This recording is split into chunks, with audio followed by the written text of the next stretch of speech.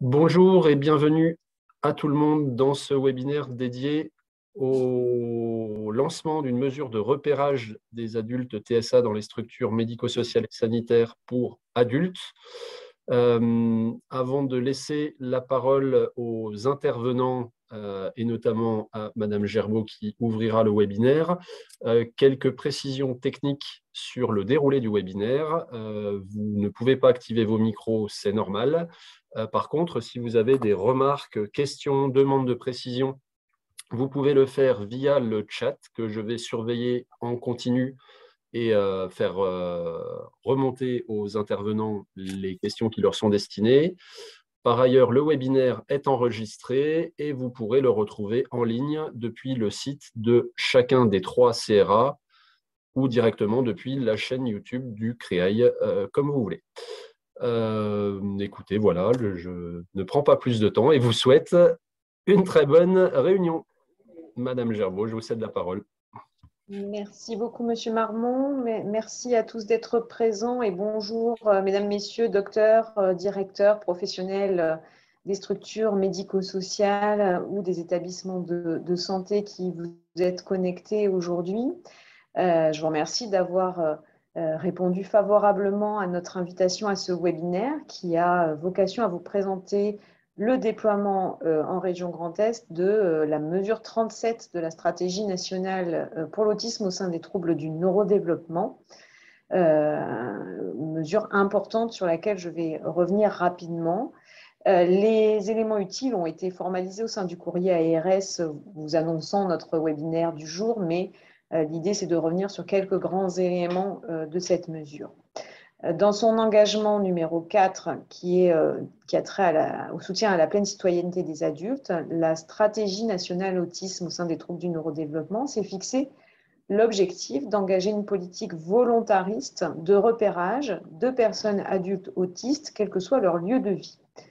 Et donc, c'est cette fameuse mesure 37 qui prévoit l'engagement d'un plan national de repérage des personnes adultes autistes aujourd'hui non diagnostiquées et qui sont pour autant accueillis en hospitalisation complète dans les établissements de santé autorisés en psychiatrie, quel que soit leur statut, ou qui sont accueillis en hébergement au sein d'établissements médico-sociaux non spécialisés ou en dehors des unités dans des établissements médico-sociaux généralistes, mais dédiés à ce public. Cette démarche, elle répond à un enjeu majeur d'amélioration des réponses proposées aux adultes autistes, source pour elle d'une meilleure qualité de vie. Elle permet de réinterroger le projet personnalisé de soins et d'intervention, de le réviser, de l'adapter dans le respect des recommandations de bonnes pratiques et notamment des RBPP qui sont parus en 2011 et en 2018 spécifiques à ce public. Alors, comme l'a pu l'écrire Madame Compagnon, déléguée interministérielle à l'autisme au sein des troubles du neurodéveloppement dans son courrier du 24 février 2022 adressé aux professionnels et aux établissements, l'objectif est avant tout de permettre que ces personnes puissent, une fois repérées, bénéficier d'une prise en charge adaptée à leur handicap, tout en outillant, ce qui n'est pas un sujet secondaire, les professionnels et les établissements qui accompagnent ces personnes. La méthode de déploiement et les outils d'appui ont été élaborés d'avril à novembre 2019 par un groupe de travail national. Et cette méthode et ces outils ont été expérimentés au cours des années 2020 et 2021 dans 3 régions pilotes, la Nouvelle-Aquitaine, les Hauts-de-France et Auvergne-Rhône-Alpes. Et puis, depuis que cette phase expérimentale est achevée, eh bien, le déploiement est engagé en France et donc le Grand Est rejoint aujourd'hui ce déploiement. L'Agence régionale de santé Grand Est a décidé de confier le déploiement opérationnel de cette mesure aux 3 centres de ressources autisme de la région, les CRA d'Alsace, de Lorraine et de Champagne-Ardenne. Et je remercie donc leurs équipes pour leur mobilisation en ce sens et de s'être engagés collectivement autour de cette démarche. Pour la soutenir, en permettant le pilotage opérationnel, l'ARS a mobilisé des moyens financiers permettant le recrutement d'une chargée de projet, Madame Martin, qui est présente aujourd'hui et que je salue, chargée de projet dédiée à cette mesure et à cette mise en œuvre.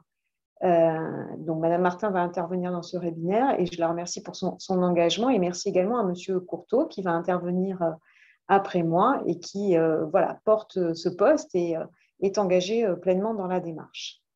En concertation avec les 3 centres de ressources autisme, l'ARS a souhaité s'engager dans cette démarche à compter de fin 2021. Nous avons lancé les travaux préparatoires qui vont s'achever dans les prochains jours. Et donc, l'action de repérage proprement dite va pouvoir se déployer alors progressivement en plusieurs vagues avec une montée en charge progressive qui s'échelonnera entre le 2e trimestre 2022 qui s'engage au mois d'avril et la fin de l'année 2023.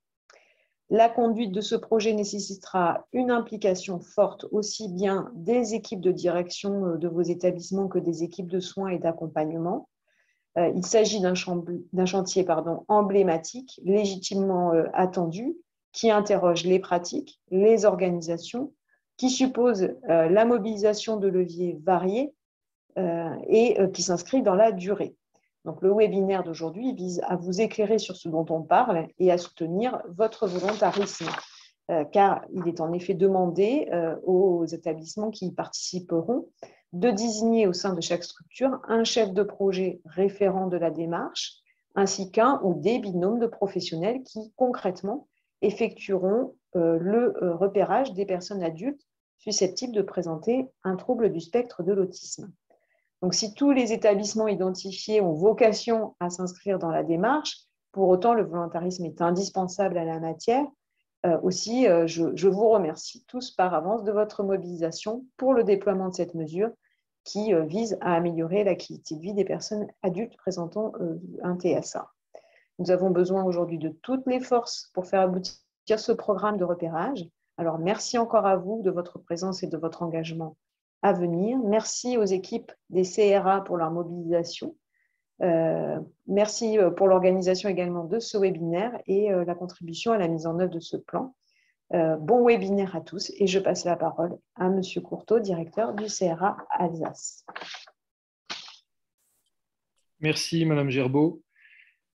Je m'exprime pas uniquement comme directeur du CRA Alsace, mais comme représentant cet après-midi des 3 CRA, puisque la démarche de la mesure 37 a été coordonnée entre les 3 CRA. Je vous rappelle ce que sont ces 3 CRA. Il y a tout d'abord un CRA Champagne-Ardenne qui repose sur le Créail et sur le CHU de Reims.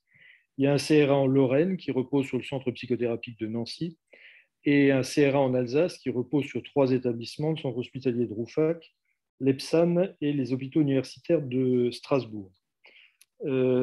Ces 3 CRA se sont entendus entre eux pour développer les moyens de mettre en œuvre cette mesure 37 pour l'ensemble de la région Grand Est. Les choses sont structurées de la façon suivante. Nous avons dans chaque CRA une cellule opérationnelle territoriale qui a suivi une formation organisée par le GNCRA. Et cette cellule opérationnelle territoriale a vocation à former et à soutenir un certain nombre de binômes qui n'existent pas aujourd'hui, mais qui devraient exister dans les établissements, qui vont s'intégrer dans la recherche des personnes hospitalisés ou résidant en leur sein et qui pourraient être atteints d'un TSA sans qu'on le sache. Comme l'a dit Madame Gerbaud, pour coordonner la mise en œuvre de cette mesure 37, l'ARS a financé un poste de chargé de projet. Ce poste de chargé de projet, j'insiste bien sur le fait qu'il est commun aux 3 anciennes régions. Donc, il est porté par Madame Corinne Martin, qui est rattachée au CRA Alsace, mais qui intervient pour toute la région Grand Est à ce titre. Il y a également un médecin ressource, qui est également un médecin de l'EPSAN, le docteur Potelet, qui est responsable du pôle adulte du Bas-Rhin. ce médecin n'a pas vocation à intervenir systématiquement sur toutes les questions de diagnostic, mais il est le référent médical pour l'ensemble de l'opération sur le Grand Est.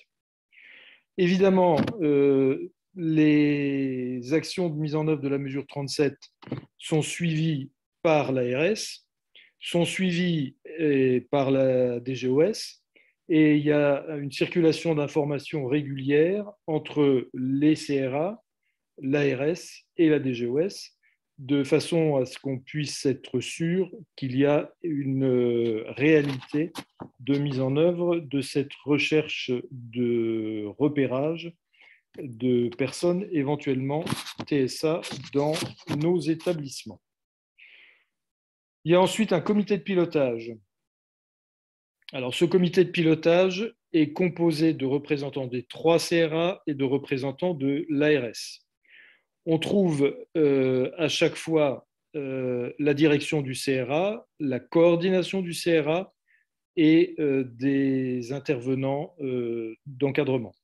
Donc pour le CRA Champagne-Ardenne, c'est Madame Delecret qui est la directrice adjointe du CHU de Reims, Monsieur Marmont qui est le coordinateur du CRA Champagne-Ardenne et Madame Detoré qui est cadre de santé.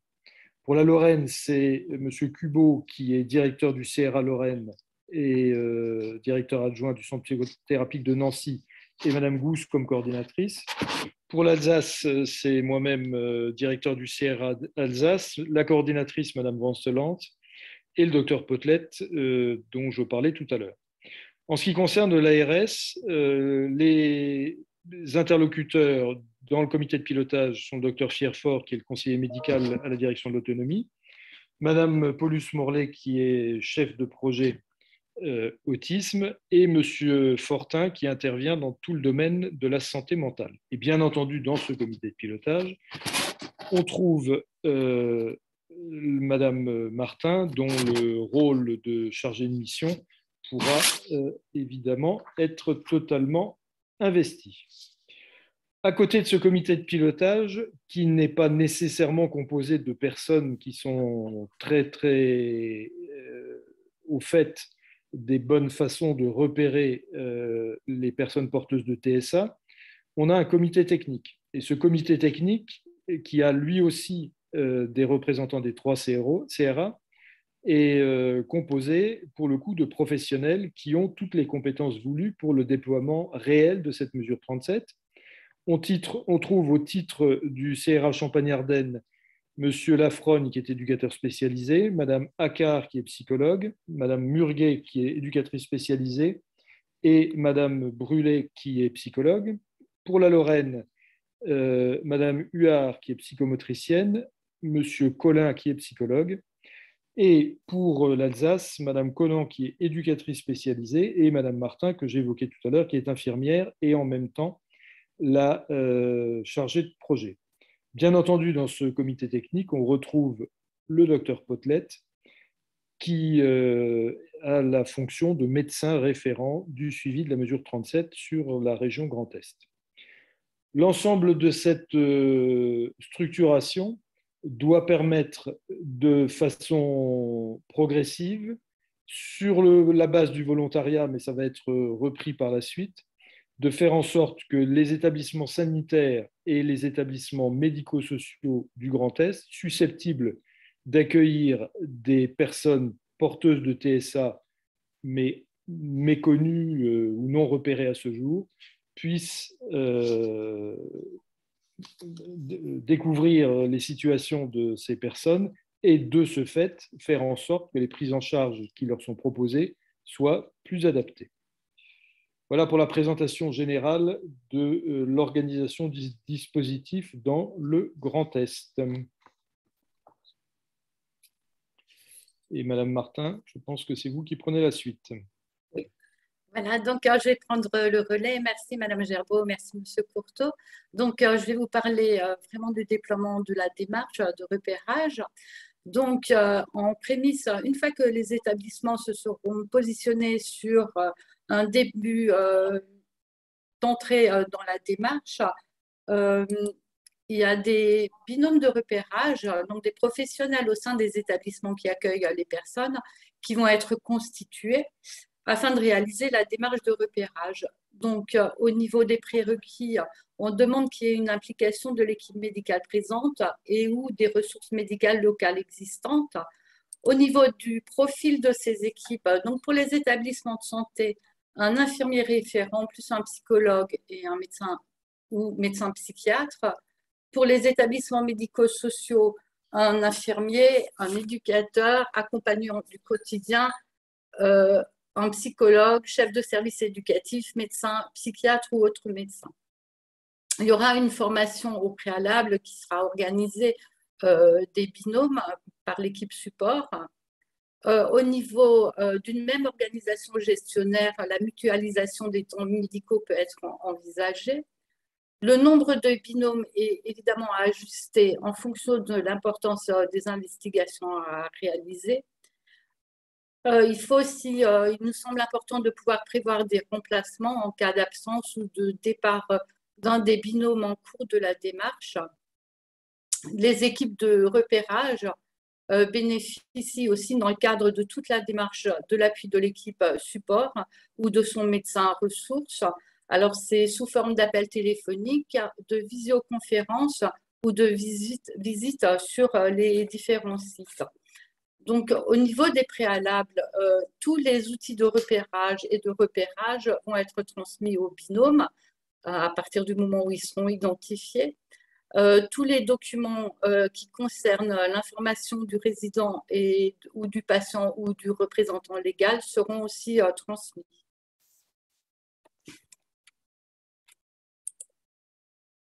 Donc, au niveau des formations et des 3 jours de formation, donc il y a 3 jours de formation qui sont organisés, une journée 1, une journée 2 et une journée 3. Donc, pour la journée 1 et 2, c'est une formation au processus de pré-repérage, de repérage, et principalement aux outils d'évaluation et en amont de la démarche de pré-repérage. Et une journée 3, donc une sensibilisation à l'adaptation de l'accompagnement des adultes TSA, qui se situe au plus tard 6 mois après la 2e journée. Donc, pour la journée 1, au niveau des objectifs, il y aura toute une présentation de l'objectif de la démarche, l'intérêt de la démarche, toute la formation à la démarche, la présentation des outils, les modalités d'accompagnement. Il y a l'appropriation des étapes de repérage avec des supports pédagogiques variés, alors des supports PowerPoint, des vidéos ou des témoignages. Donc, au niveau du contenu, il y aura toute une partie sur la clinique, sur la définition des TSA, sur l'évolution historique, sur l'étiologie, les troubles associés, les traitements, les comportements problèmes et tout un 2e volet sur les outils de pré-repérage et de repérage. Pour la journée 2, c'est vraiment une journée qui sera consacrée à l'appropriation des étapes de repérage et des outils. Donc, il y aura des exercices qui sont proposés pour s'approprier les outils, des exercices de calcul algorithmique et des exercices de synthèse clinique. Pour la journée 3, ce sera une journée qui sera essentiellement consacrée à l'accompagnement des personnes adultes TSA avec tous les outils d'accompagnement, tout ce qu'on peut proposer pour améliorer l'accompagnement des personnes et la qualité de vie, comme l'a cité Madame Gerbeau tout à l'heure. Donc, au niveau du déploiement de la démarche, un focus sur la procédure. Donc là, sur cette slide, vous trouverez une schématisation de la démarche qui me permettra de développer toutes les étapes de la démarche et les outils dans les slides suivantes. Donc, il y aura une première étape de pré-repérage avec 2 outils, le QTD et le QSA, avec à l'issue une validation de la liste des candidats au repérage lors d'une réunion conjointe avec les binômes de repérage, le médecin, la structure et l'équipe support. Après ça, il y aura vraiment l'étape 2 qui sera consacré au repérage avec 4 outils, donc le recueil des éléments en trajectoire développementale avec la BITP, l'observation du comportement clinique du quotidien avec l'AMSE et la RADS. Au niveau de l'évaluation fonctionnelle, le volet 6 simplifié du GEVA, et à la clé, la validation des critères diagnostiques du DSM-5. Après ça, il y aura à nouveau une réunion pour valider le repérage avec les binômes de repérage, avec le médecin de la structure et l'équipe support. Alors, soit à l'issue de cette réunion, le repérage TSA est retenu, le repérage TSA est écarté, ou alors il est à approfondir, et là, on peut s'orienter vers l'équipe support et les équipes du CRA pour un diagnostic, mais j'y reviendrai plus tard. Donc, les différentes étapes, donc la phase 1, cette étape de pré-repérage que j'ai évoquée tout à l'heure, donc avec 2 outils, le QTD et le QSA. Donc, un outil, donc un questionnaire des termes diagnostiques, c'est une exploration des dossiers administratifs et médicaux des personnes pour rechercher la présence ou non d'un diagnostic qui a déjà été écrit ou évoqué auparavant. Une présélection sur des signes d'appel, donc c'est un questionnaire qui est renseigné par le binôme de repérage en lien avec les professionnels qui accompagnent en proximité la personne dans l'établissement.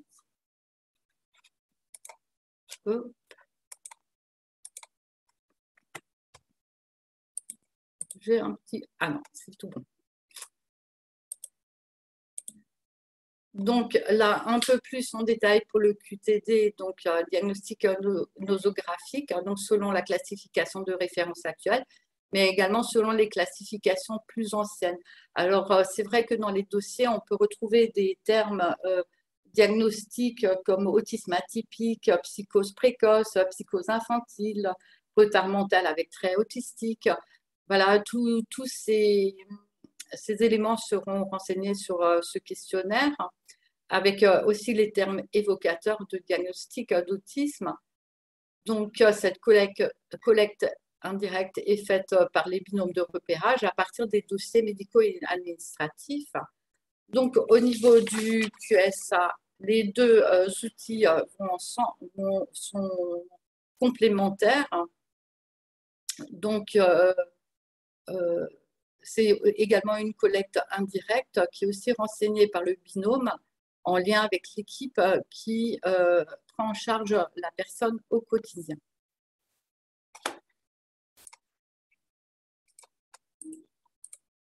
Alors, une fois ces outils, une fois cette première phase passée, il y a déjà en fait pour la suite du repérage un critère de non-inclusion. Donc, si le diagnostic a déjà été clairement posé pour les personnes, la démarche s'arrête à ce stade-là.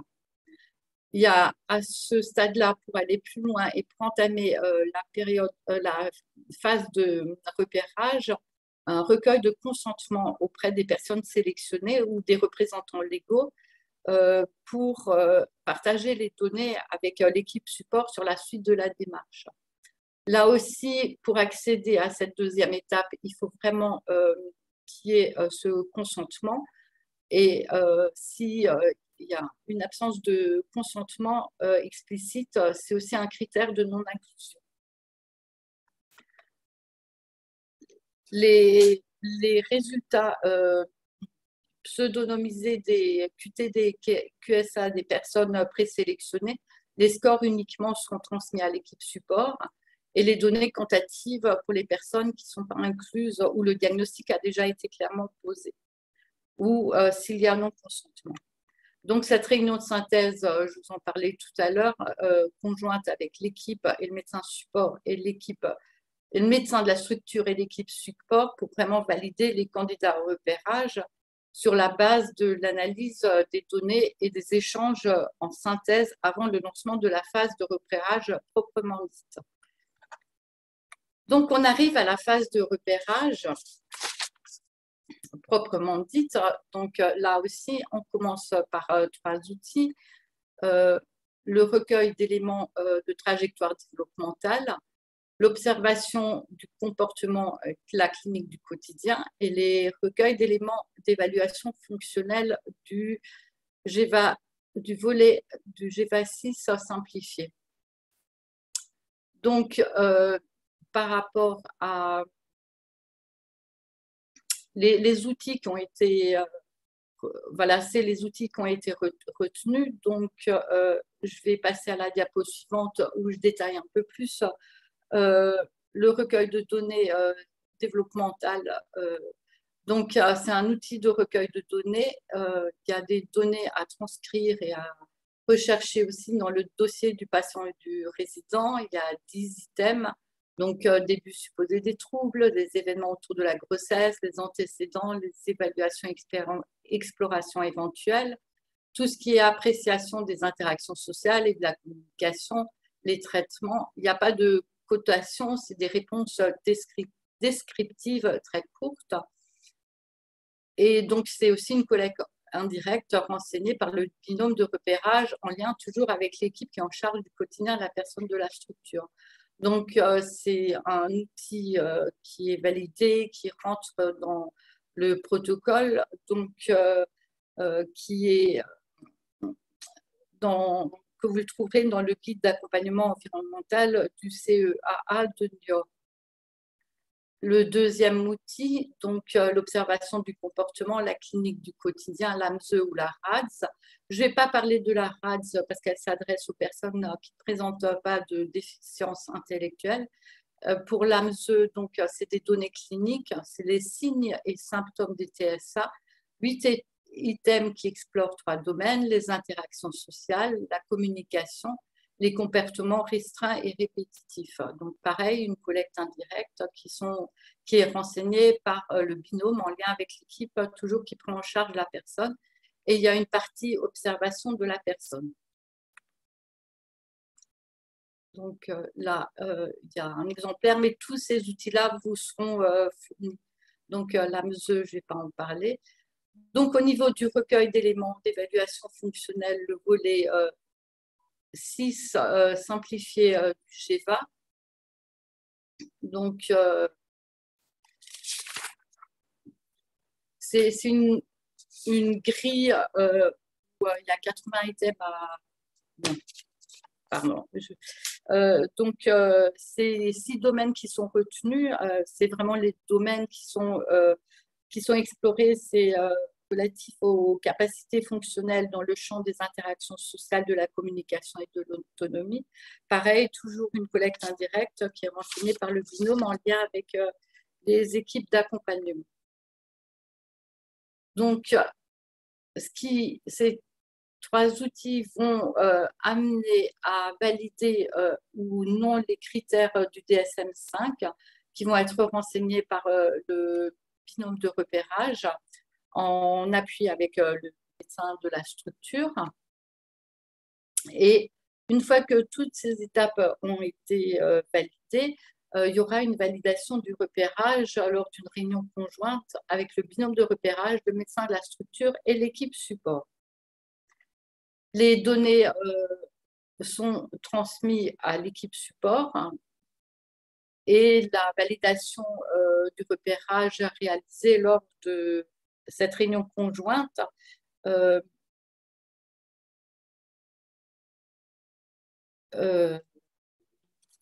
oui, voilà, donc il y a cette réunion pour valider le repérage et le médecin de la structure peut à ce moment-là poser le diagnostic si c'est un diagnostic simple et elle peut être suivie par une démarche interne formalisée de diagnostic.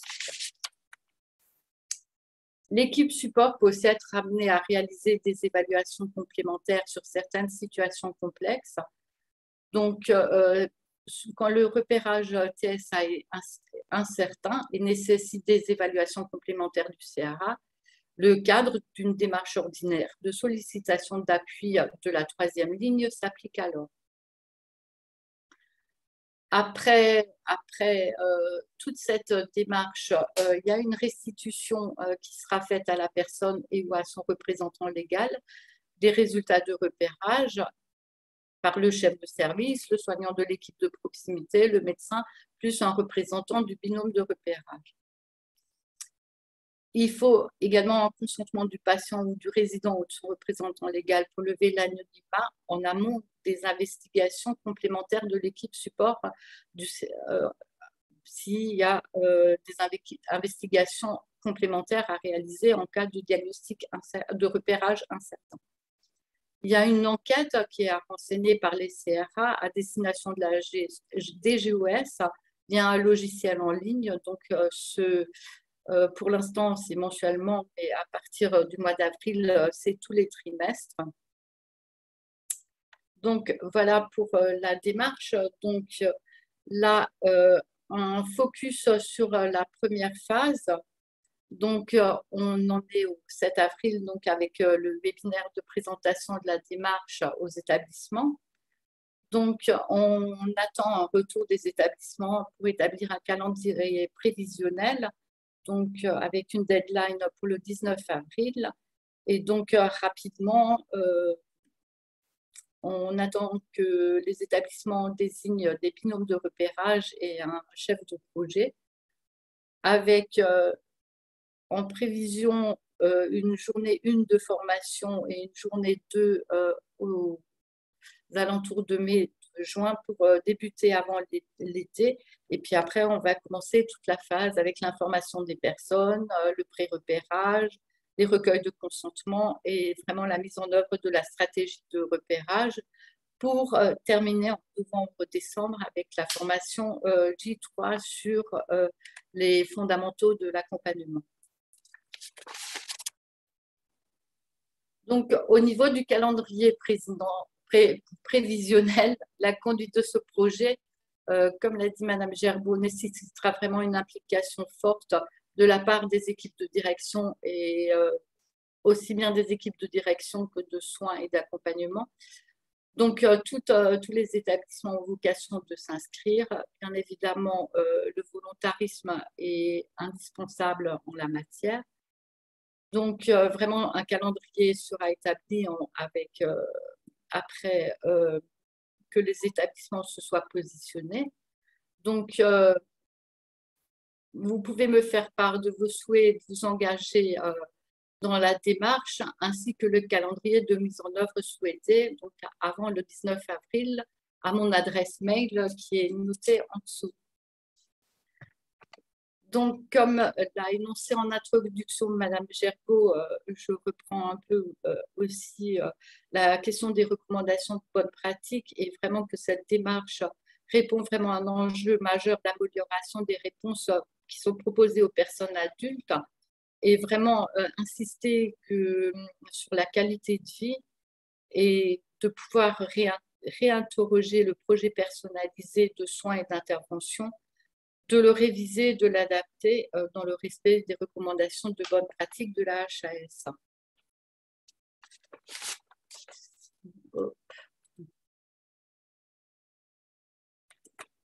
Donc, voilà, l'apport pour les professionnels. Donc, en fait, on s'est un peu interrogé de comment le présenter.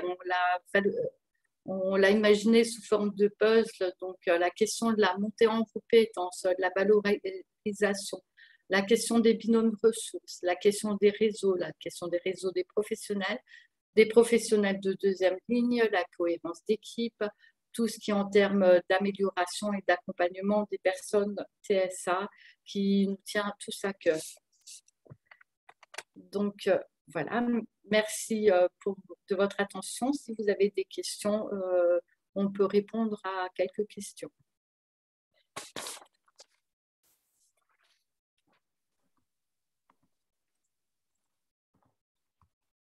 Alors, voilà, j'ai pu rallumer ma caméra. Merci, Madame Martin, pour cette présentation. On a 2 questions qui nous sont parvenues. Une première est alsacienne et nous dit que les CRA 67 et 68 avaient formé des triades au diagnostic d'autisme il y a quelques années de cela. est-ce que ces personnes formées devront refaire les 3 jours de formation au repérage?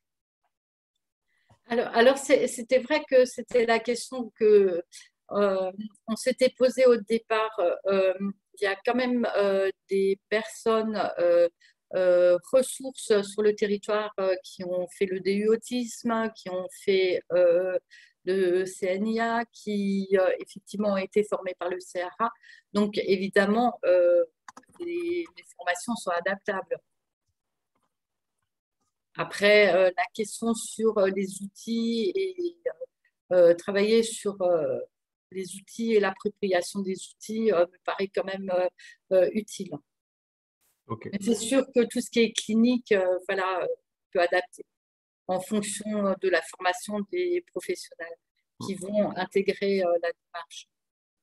On peut peut-être, si vous en êtes d'accord, recommander à ces personnes de prendre contact avec vous et puis de voir chaque cas singulièrement. Oui, tout à fait, oui. Ok.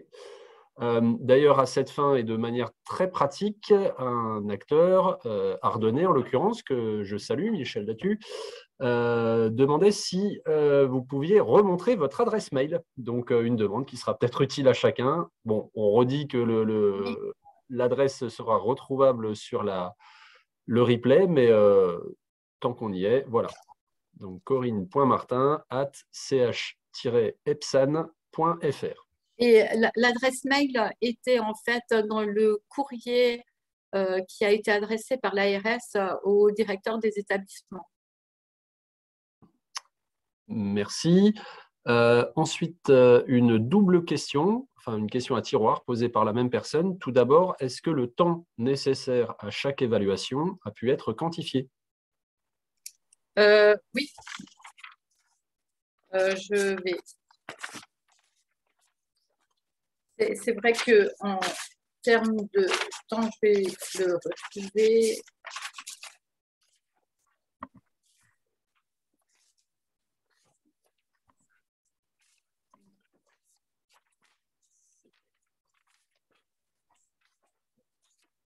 Je l'ai.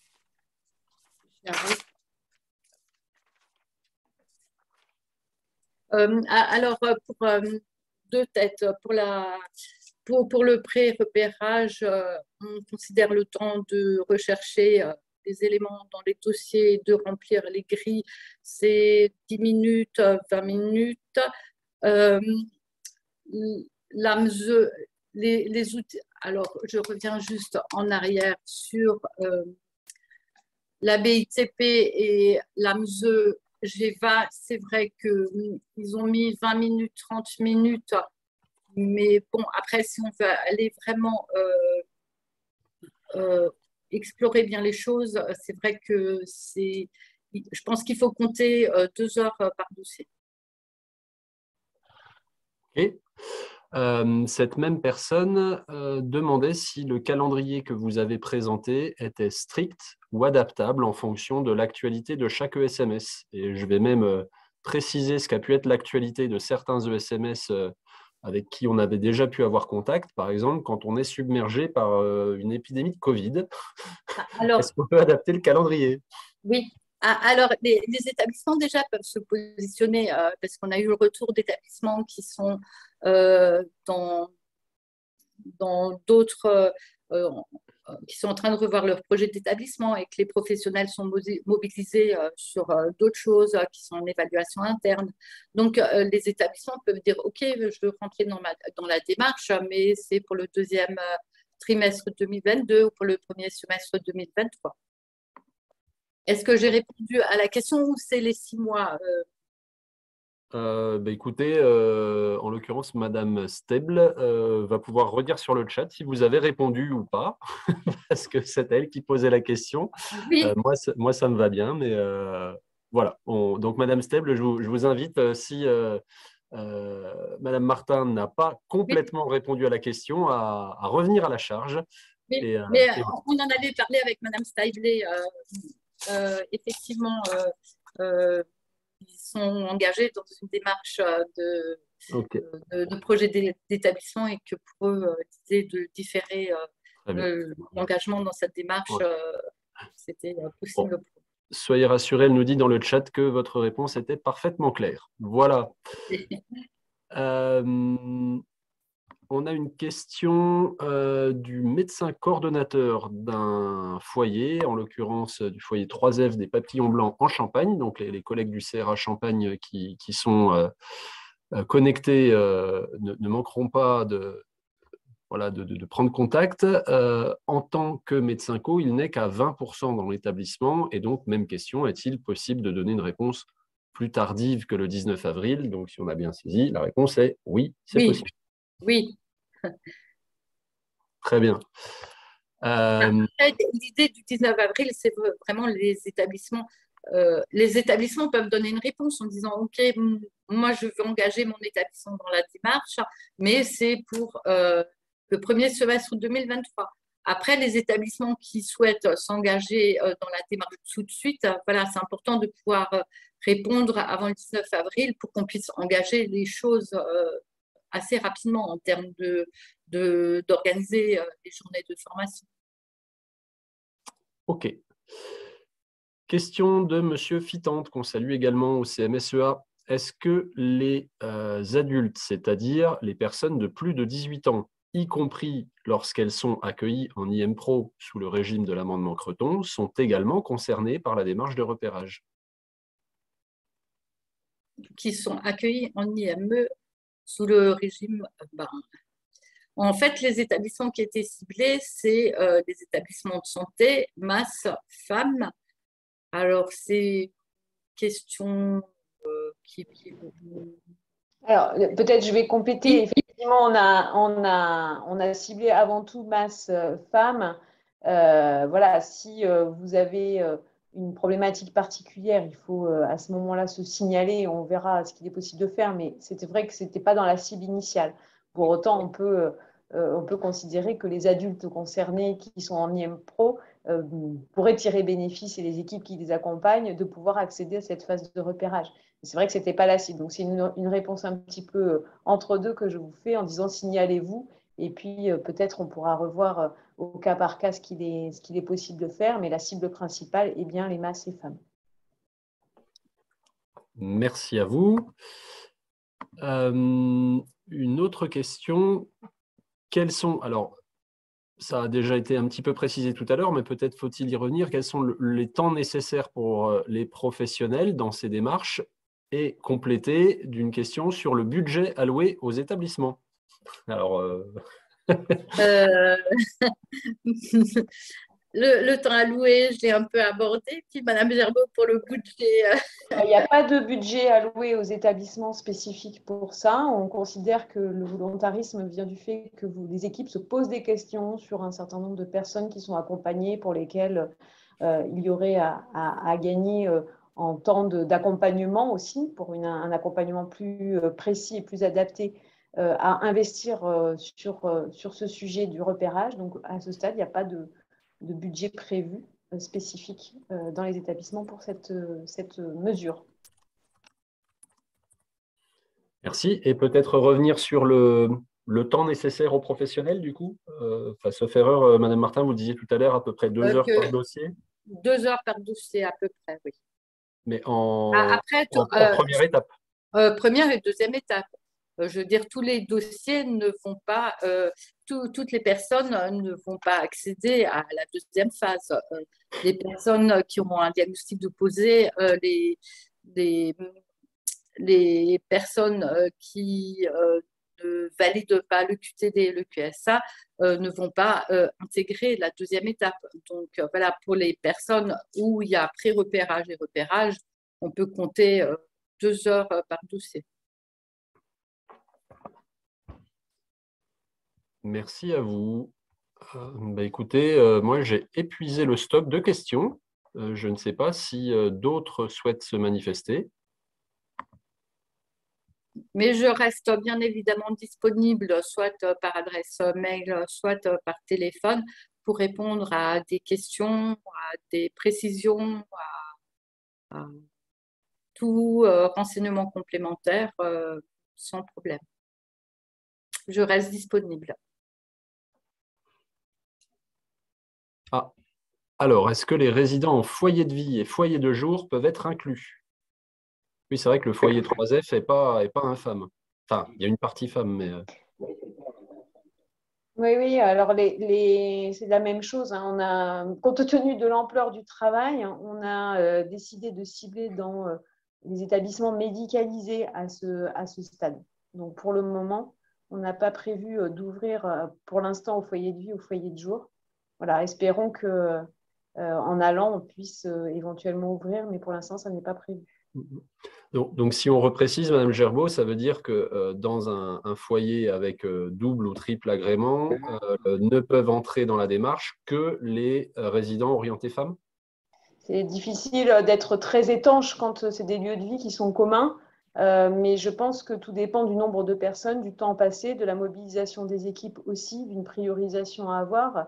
Voilà, en tout cas, ce qu'il faut, c'est que les personnes qui sont en femmes ou en masse puissent se voir proposer la démarche. Et puis après, c'est pareil, c'est en fonction des capacités à faire. Voilà, voyez faites remonter les questionnements précis auprès de l'équipe et de Madame Martin et on verra. Mais voilà, encore une fois, c'est masse et femmes la cible initiale. C'est un petit peu enfermant, mais on est un petit peu en aveugle sur l'ampleur que ça va prendre aussi. Ok, merci à vous. Nouvelle question. Est-ce que les tests qui ont été cités, donc AMSE, BITP, etc., ont un coût? Et par ailleurs, alors allez-y, je vous laisse répondre à ça, puis je compléterai après. Non, il n'y a pas de coût. On vous fournit tout le dossier avec tous les outils de pré-repérage et de repérage. Il n'y a pas de coût. Ok. Et est-ce que d'autres outils sont utilisables, PDD-MRS, ADI, lorsqu'ils ont déjà été acquis par certains établissements? Alors, la question du PDD-MRS avait été soulevée à la formation du GNCRA à laquelle on a assisté. Donc, la question du PDD-MRS, on peut l'associer évidemment, mais après, c'est un coût. Le PDD-MRS est payant. Donc, voilà. Après, s'il y a une ADI qui a déjà été faite et qu'elle est positive, la personne peut rentrer dans une démarche diagnostique. Ok, merci à vous. Alors, est-ce que les usagers de l'accueil de jour femmes peuvent être inclus dans la démarche? Bah oui, pour le coup, là, on est en plein dans le cœur de cible, me semble-t-il. Oui, oui, il ne faut pas créer On a Oui. déjà suffisamment de frontières, je pense qu'il faut pas créer là. Ok. Et la même chose pour la question suivante sur la masse. Et ben voilà, exactement. Merci pour la transition.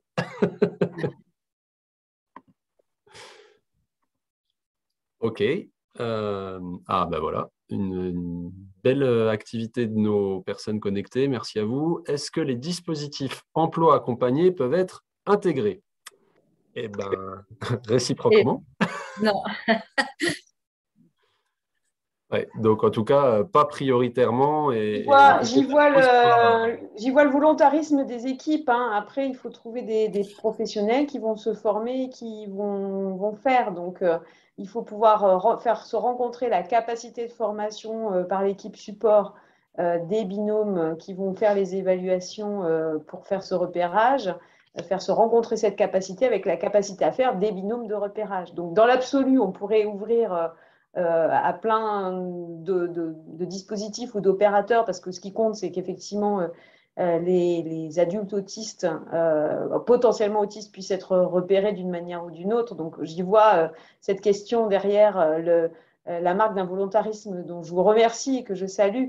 Voilà, dans cette démarche que nous pilotons et compte tenu de cette démarche progressive et des moyens qui sont à mobiliser, on ne peut pas faire de l'ouverture large comme je l'ai répondu pour les foyers de vie. Mais restons en vigilance par rapport à ça. Je suppose qu'un certain nombre d'outils seront petit à petit circuleront et peut-être que ça pourra ça pourra essaimer au moins sur les premiers stades. Après, garantir que les CRA pourront suivre en termes d'équipe de synthèse, hein, de réunion de synthèse pour valider la première phase et la deuxième phase, ça sera un engagement un peu compliqué à prendre aujourd'hui. Donc, je pense qu'il faut en rester à notre premier ciblage dans un premier temps. Mais merci de ce volontarisme. Merci. Un chef de service en femmes demande quelles sont les modalités pour intégrer la démarche. Comme énoncé dans le courrier, en fait, vous venez vers moi, vous m'envoyez un mail en disant que voilà, vous souhaitez intégrer la démarche avec la période souhaitée. C'est plutôt sur le deuxième trimestre, le premier semestre 2023. Avec, peut-être avec l'accord de votre direction, c'est-à-dire que peut-être un des moyens, c'est d'aller voir votre direction pour dire que vous avez assisté à ce webinaire, que cette démarche est hyper intéressante et que vous êtes très volontaire, et avoir la force de conviction vis-à-vis de votre direction, puisque c'est bien l'établissement qui doit s'engager, et que je peux comprendre qu'un professionnel intéressé ne peut pas, de son propre chef, sans sa direction, se mobiliser facilement. Alors, du coup, Madame Dupré-Magnier, qui avait posé la question sur l'emploi accompagné, précise qu'elle posait cette question dans la mesure où 80% des personnes accompagnées dans le DEA, nous dit-elle, sont censées être diagnostiquées TSA, mais que dans les faits, peu le sont réellement. Donc voilà, elle fait remonter des besoins. Oui, bien sûr, c'est la question de toutes les personnes potentiellement autistes et qui sont dans tout plein de milieux et qui s'ignorent avec des diagnostics éventuellement tardifs. Voilà, dans cette démarche-là, on est obligé de prendre un angle d'attaque et de s'y tenir compte tenu effectivement de la masse de besoins. Mais je comprends la remarque, bien sûr. Et puis en fait, la démarche, c'est une démarche de repérage. Il n'y a pas forcément de diagnostic. Voilà, donc ça aussi, il faut le prendre en compte. Ce n'est pas une unité de diagnostic qu'on crée pour diagnostiquer tout le monde. C'est du repérage des personnes au sein des structures.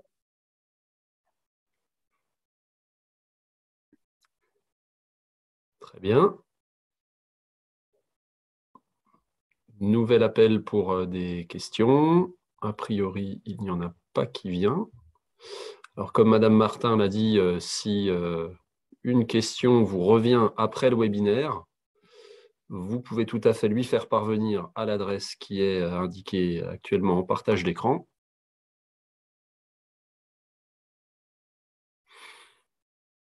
Écoutez, a priori, je dirais que la curiosité des congressistes a trouvé satisfaction, ce qui est bien.